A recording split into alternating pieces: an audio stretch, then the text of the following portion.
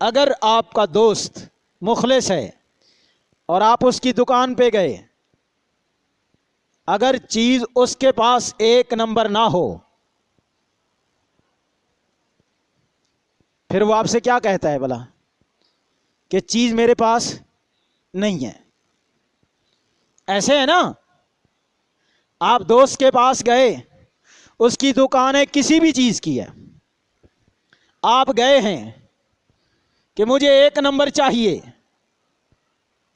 اگر اس کے پاس نہیں، یا چیز تو ہے لیکن وہ ایک نمبر نہیں، تو پھر وہ آپ کو خالی ہاتھ واپس لوٹا دیتا ہے کہ آپ کے معیار کی چیز میرے پاس نہیں ہے، لہذا بعد میں آ جائے گی، منگوا دوں گا، لیکن اس وقت وہ خالی ہاتھ لوٹا دیتا ہے۔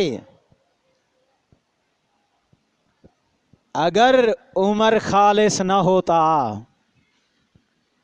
بات سنیں، نعوذ باللہ عمر مخلص نہ ہوتا تو اللہ مصطفیٰ کے ہاتھ بھی خالی لوٹا دیتا،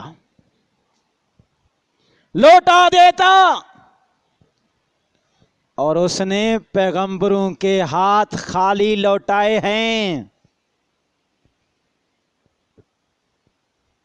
اگر چیز اچھی نہیں تھی، اس لیے کہ اس کا اچھا ہونا یا برا ہونا اس کا تعلق علم الغیب سے ہوتا ہے، اور نبیوں کو علم غیب اچھی نہیں ہوتا،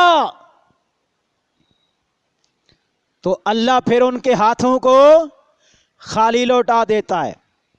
دلیل سن، حضرت نوح علیہ السلام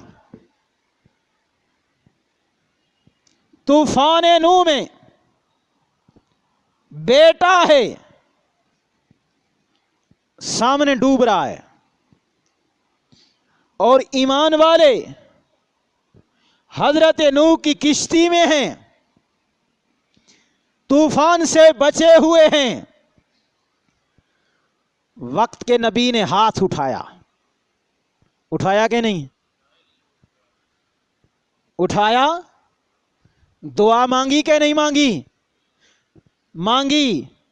رب کا قرآن گواہی دیتا ہے کہ وقت کے نبی حضرت نوح علیہ السلام 950 سال اللہ کا کلمہ بلند کرنے والا، 950 سال اللہ کی توحید کو بیان کرنے والا، صبح اور شام اللہ کی توحید کے نغمے سنانے والا، اس توحید کے پاداش میں پتھر کھانے والا، اس توحید کی پاداش میں طرح طرح کے ظلم سہنے والا، جب اللہ کے سامنے ہاتھ اٹھاتا ہے، ہاتھ اٹھا کے کہتا ہے رب ان ابنی من اہلی، اے اللہ یہ میرا بیٹا ہے، کنان اس کا نام ہے، میں اس کے لیے دعا کرتا ہوں، اللہ یہ میرا بیٹا ہے، یہ میرے اہل میں سے ہے، میں تجھ سے اپنے بیٹے کے لیے دعا کرتا ہوں،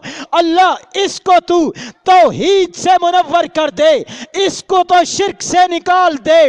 جب اللہ کے سامنے ہاتھ اٹھائے، اللہ علم غیب جانتے تھے، اللہ آگے اور پیچھے کا حال جانتے تھے، اللہ ماضی اور مستقبل کو جانتے تھے۔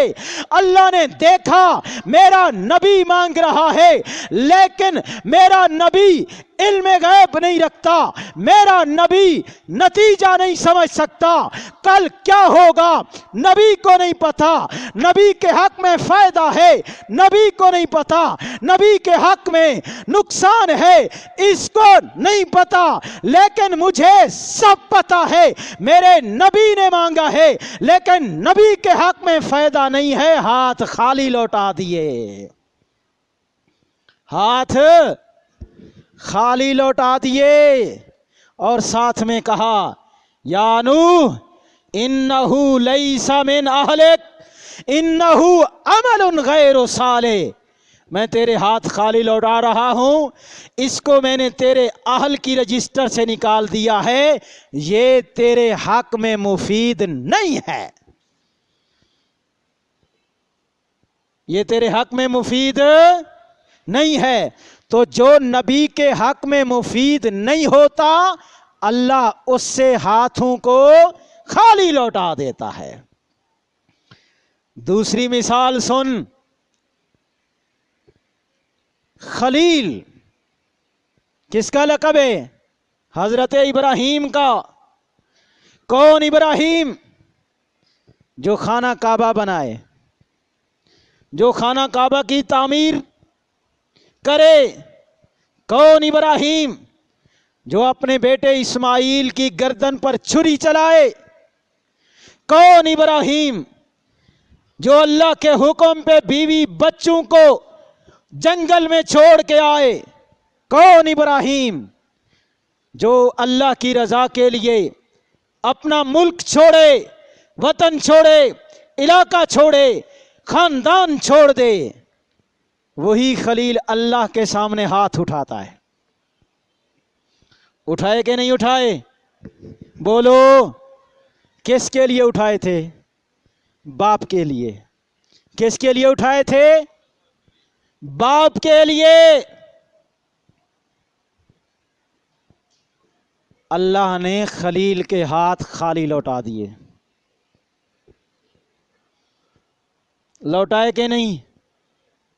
لوٹائے کہ نہیں؟ اس لیے لوٹائے کہ خلیل، باپ تیرے حق میں مفید نہیں ہے۔ ہاتھ خالی لوٹا دیے کیونکہ اللہ کو سارا پتا تھا۔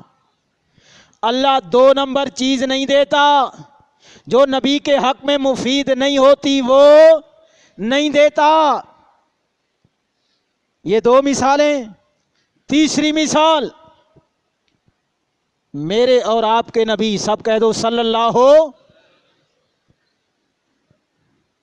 مخلوق میں سب سے، بولو بولو، یہ وہ ہستی ہیں جو مخلوق میں سب سے اعلیٰ، سب سے برتر، صرف مخلوق سے نہیں، انبیاء سے بھی سب سے بعد از خدا بزرگ توئی قصہ مختصر، اللہ کے بعد سب سے بلند رتبہ آپ کا۔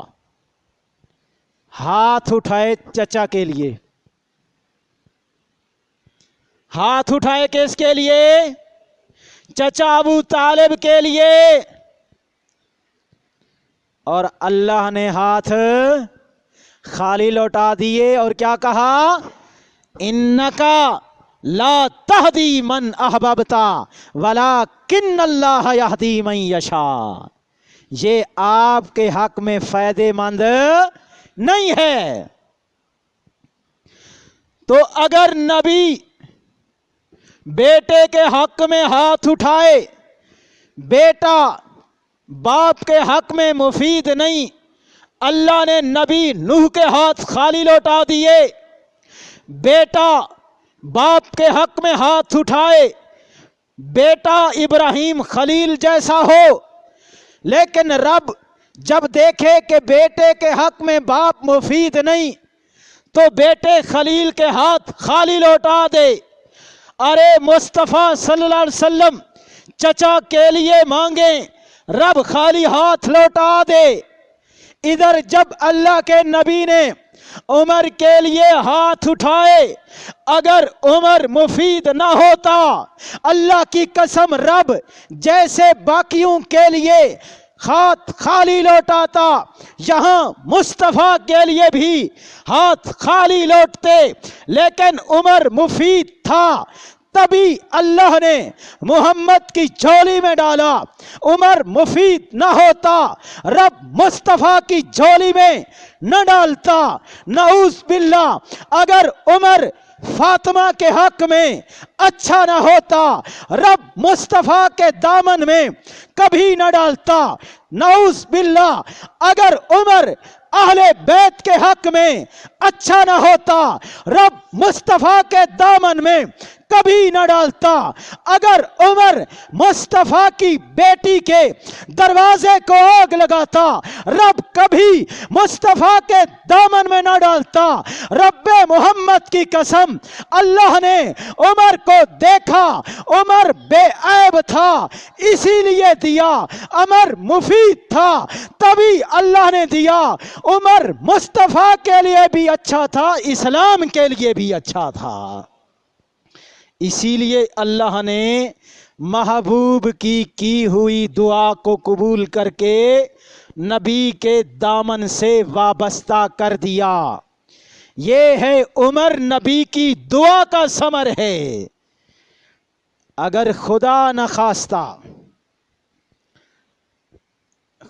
نخواستہ اللہ نہ کرے، اور کوئی مسلمان ایسا نہیں ہے جو عمر سے ناراض ہو، عمر کو ناپسند کرتا ہو، اس لیے کہ عمر مصطفیٰ کا پسندیدہ ہے۔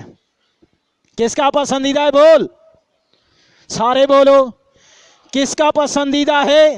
سارے بولو، مصطفیٰ کا پسندیدہ ہے، سارے صحابہ کا پسندیدہ ہے، اہل بیت کا پسندیدہ ہے، تمام امت مسلمہ کا پسندیدہ ہے۔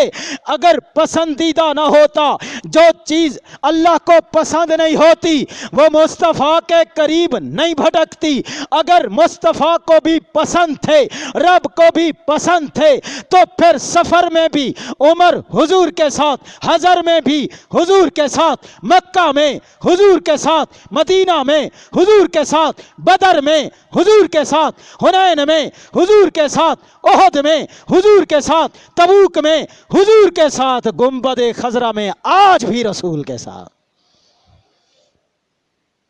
فضیلت سنا کے بعد ختم کر رہا ہوں۔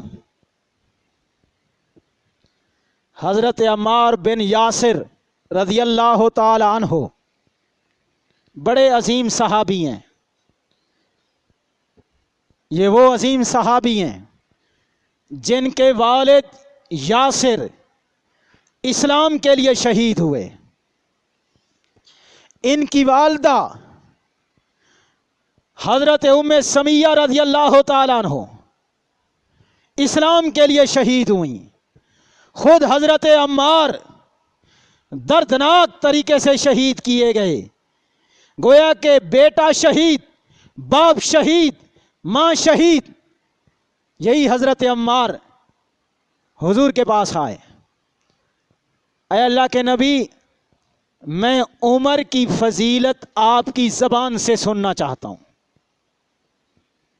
حضرت عمار بن یاسر حضور سے فرما رہے ہیں کہ میں حضرت عمر کی فضیلت آپ کی زبان سے سننا چاہتا ہوں۔ یہ حدیث ابن حجر نے اپنی کتاب سوائق میں لکھی ہے۔ جب حضرت عمار بن یاسر نے یہ سوال کیا تو حضور اقدس صلی اللہ علیہ وسلم نے فرمایا، عمار، بالکل یہی سوال جو آپ نے مجھ سے کیا ہے حضرت عمر رضی اللہ تعالیٰ عنہ کے بارے میں۔ فرمایا میں نے، یعنی میں نبی نے یہی سوال جبریل امین سے کیا۔